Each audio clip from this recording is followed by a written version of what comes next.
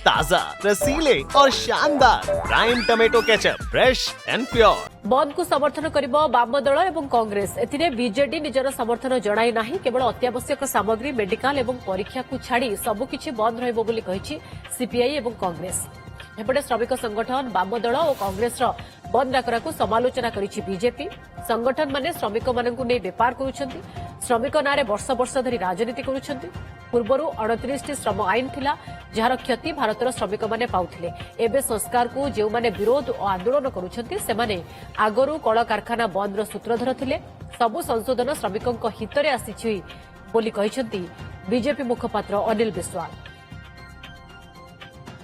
कांग्रेस दल आरंभ विरोध करुच्ची, पार्लियामेंट रे विरोध कलानी, प्रति जिला को विरोध कलानी, प्रति ब्लॉक को विरोध जीव एवं विरोध पुणी तलु विरोध कि विधानसभा घेराव हम, लोकसभा घेराव हम एवं लड़ाई जारी एवं ये श्रमिक मानकर आंदोलन या सहित मध्य संपर्क रही।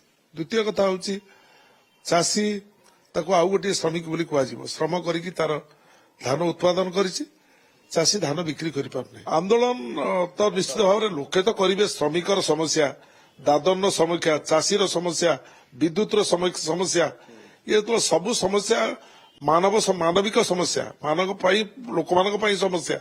तेणु से आपे आपे लोक बाहर सब स्तर करने जो ढांचा जो प्रकार पीसी सभापति घोषणा कर ढांचा करा।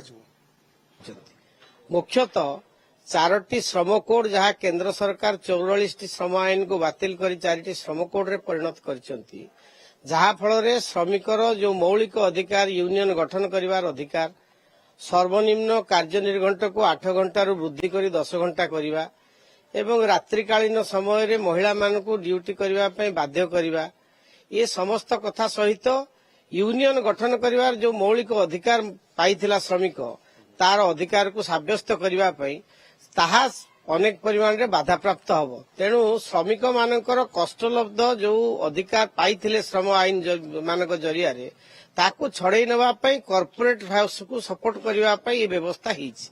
तेणु आमे ताकू विरोध करछु। जो संगठन माने क्रमागत धरी ए श्रमिक मानकु नै व्यापार करूथले, ए श्रमिक मानकर आंदोलन रे जो संगठन मानकर रोजी रोटी चालुची, जो संगठन माने ए श्रमिक नारे राजनीति करूछंती सेमाने एई श्रम कोड को विरोध करूछंती। एवं जो 4टी श्रम कोड आसीची, पूर्वरु 29टी श्रम आईन थिला एवं 29टी आईन रहबा कारणरु अनेक कॉम्प्लेक्सिटी अब जहार क्षति भारतर श्रमिक माने पाउथले। ए जो 4टी श्रम कोड श्रमिक मान हितर अछि, जो माने को विरोध करूछंती सेही माने प्रथमे जवाब दियंदु। जेतले सेमाने सरकार थिले, से कांग्रेस हो कम्युनिस्ट हो, जेतले सेमाने सरकार थिले, कांग्रेस दल थिला, कम्युनिस्ट तांग सांगरे थिला, सेते बेले तो श्रमिक मान निर्यातित होउथले।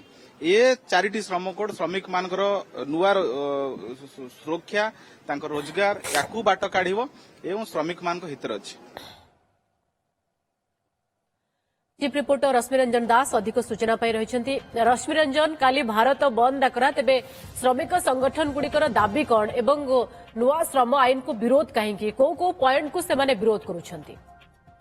देखो जे पूर्वर 29टी श्रम आईन थिला एवं तादरे आउ 4टी आड करागला। तेणु जो श्रम आईन 4टी आड करागला बा तादरे पुनर्संयोग करागला, सेतिरे आपण कहि परिबे जेमति सबुठार गोटे बड़ पॉइंट तादरे कुआ जाउतला जे श्रम आईन भितरे जे एई आईन भितरे व्याधि बा एमति एक विधान रही जहाद्वारा कि आप देखिए जो श्रमिक माने आउ कौन से संगठन करें ना, अर्थात जो श्रमिक संगठन गुड़िक होता है विभिन्न फैक्ट्री हो, विभिन्न कल कारखाना हो, यही सब जगह मानक जेहेतु करें ना, तेणु आपको ये कोठना कोठी गोटे आईन उल्लंघन एवं तांकर जो मानविक अधिकार ये कोठना कोठी क्षुण्ण होउछि।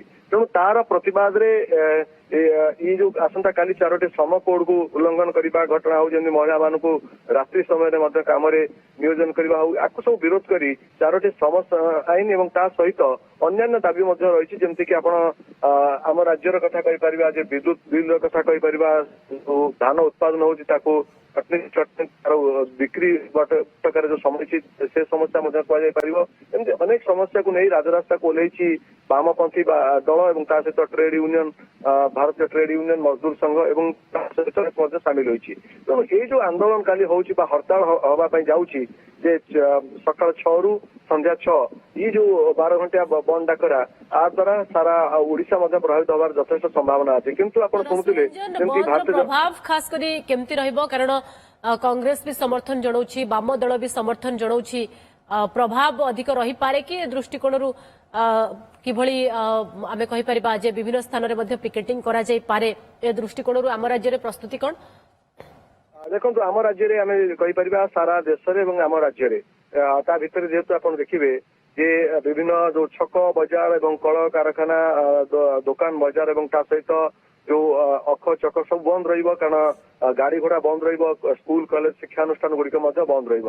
କେବଳ ଅତ୍ୟାବଶ୍ୟକ ସାମଗ୍ରୀ ଯେମିତିକି ଆପଣ ଦୁଗ୍ଧ ଜାତୀୟ ଦ୍ରବ୍ୟ ହଉ କିମ୍ବା ମେଡିସିନ ହଉ ଆକୁ ଛାଡିଦେଲା ପରେ ଯଦି ଆପଣ କହିପାରିବେ ଯୋଉମାନଙ୍କର କୌଣସି ପରୀକ୍ଷା ଅଛି ପିଲାମାନଙ୍କର ଗୁରୁତ୍ୱପୂର୍ଣ୍ଣ ପରୀକ୍ଷା ସେ ଜାଗାରେ ମଧ୍ୟ କିଛିଟା କୋହଳ କରାଯିବ।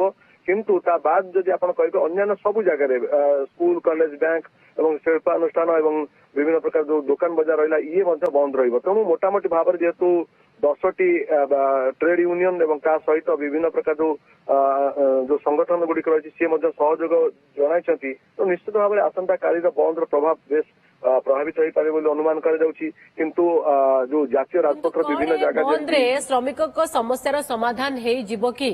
ରଶ୍ମି ରଞ୍ଜନ ଯୋଉ କଥା କୁହାଯାଉଛି ବା ଏ ଯୋଉ 4ଟି ଶ୍ରମ କୋଡକୁ ବିରୋଧ କରାଯାଉଛି, କିନ୍ତୁ ସରକାର ତ କହୁଛନ୍ତି ଏଥିରେ ସଂସ୍କାର ଅଛି, ଏଥିରେ ଶ୍ରମିକଙ୍କର ସ୍ୱାର୍ଥ ଅଛି। ଦେଖନ୍ତୁ ନିହାତି ଭାବରେ ଏଥିରେ ଯୋଉ 4ଟି ନୂଆ ଯୋଉ ସଂସ୍କାର ଆସିଛି ବା ଯୋଉ ଶ୍ରମ କୋଡ ଆସିଛି ଆ ଦ୍ୱାରା ଦେଖିବେ ଯେ ସରକାରଙ୍କର ବା ଯୋଉ ଶ୍ରମିକ ମାନଙ୍କ ହିତ ପାଇଁ ସରକାର ତାଙ୍କ ପାଇଁ ଚିନ୍ତା ମଧ୍ୟ କରିଛନ୍ତି ଏବଂ ସେ ଶ୍ରମ କୋଡରେ ଅଧିକ କିଛି ନୂଆ ନିୟମ ମଧ୍ୟ ରହିଛି ଯାହାକୁ ବାମପନ୍ଥୀ ଦଳମାନେ ସହଜରେ ହଜମ କରିପାରୁନାହାନ୍ତି, ଯେଉଁଥିପାଇଁ ଏ ଆନ୍ଦୋଳନକୁ ସେମାନେ ଡାକରା ଦେଇଛନ୍ତି ବା ହରତାଳ କରିବା ପାଇଁ ଡାକରା ଦେଇଛନ୍ତି। କିନ୍ତୁ ଆମେ ବି ଶୁଣୁଥିଲୁ ଯେହେତୁ ଭାରତୀୟ ଜନତା ପାର୍ଟିର ଯେ ଶ୍ରମ କୋଡରେ ସେମିତି କିଛି ଶ୍ରମିକ ମାନଙ୍କର ସ୍ୱାର୍ଥ ହାନି ହେଲା ଭଳି କୌଣସି ପଦକ୍ଷେପ ତା ଦେହରେ ନାହିଁ ବା କୌଣସି ବ୍ୟବସ୍ଥା ତା ଦେହରେ ନାହିଁ।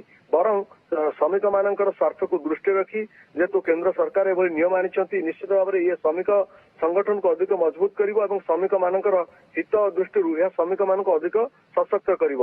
କିନ୍ତୁ କୋଉ କାରଣ ପାଇଁ ଯେ ଏଭଳି ଉଦ୍ଦେଶ୍ୟମୂଳକ ଭାବରେ କୁହାଯାଇପାରେ ହୁଏତ ବନ୍ଦ ଡାକରା ଦେଇଥାଇ ପାରନ୍ତି, ଆ ପଛରେ ପ୍ରକୃତ ଉଦ୍ଦେଶ୍ୟ କଣ ଏବଂ ଏକଥା ମଧ୍ୟ ଆମେ ତାଙ୍କୁ ପଚାରିଥିଲୁ ଯେ ଯଦି ଶ୍ରମିକ ବିରୋଧ କରୁଛନ୍ତି ଯଦି ୟାକୁ ହଟେଇ ଦିଆଯାଏ ତାହେଲେ କଣ ଲାଭ ଅଧିକ ହବ ଶ୍ରମିକ ମାନଙ୍କର। କିନ୍ତୁ ଏଇଆ ତାର ଉତ୍ତର ମିଳିଥିଲା ଯେ ରାତିରେ ମହିଳା ମାନେ କାମ କରିବା ଠିକ ନୁହେଁ ଏବଂ ଯୋଉ ଚୁକ୍ତି କରିଛନ୍ତି ଶାନ୍ତି ଚୁକ୍ତି ଆପଣ ଦେଖିବେ ଯେ ଆମେରିକା ସହିତ ଯୋଉ ଚୁକ୍ତି ହେଲା ଯେମିତି କି ବାଣିଜ୍ୟିକ ଚୁକ୍ତି ତାକୁ ମଧ୍ୟ ବିରୋଧ କରାଯାଇଛି ଯେ ଏ ଚୁକ୍ତି କାହିଁକି କରାଯାଉଛି।